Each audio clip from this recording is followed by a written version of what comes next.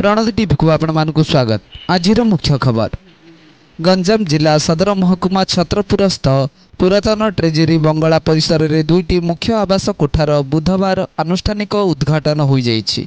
राज्यर ट्रेजेरी और अनुसंधान निर्देशालय ओडिशा भुवनेश्वर अतिरिक्त निर्देशिका श्रीमती प्रणति छोटराय आईएएस मुख्य अतिथि भावे जोगदे प्रदीप प्रज्वलन करी स्वतंत्र भावे फिता काटी यहाको आनुष्ठानिक उद्घाटन करथिले।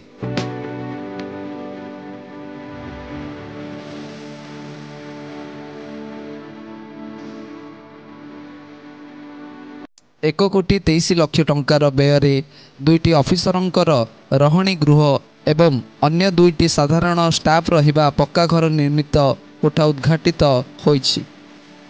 एही उद्घाटनी समारोह रे स्वतंत्र प्रशासन पाह्या गंजाम जिला ट्रेजेरी अधिकारी भाग्यधर मल्लिक एवं हेडक्वार्टर ट्रेजेरी विभागीय बहु पदस्थ अधिकारी कर्मचारी उपस्थित थिले। एहार परिसर रे खूब शीघ्र सौंदर्यकरण विविध उन्नतीकरण कराजिबा संगको एही जगह को सुरक्षा आलोकर बंदोबस्त कराजिबानी राज्य ट्रेजेरी अतिरिक्त निर्देशिका गुरुत्व आरोप करिसेंती। खूब शीघ्र एही आवास कॉलोनी स्टाफ रहिबाकू कहा जाइछि।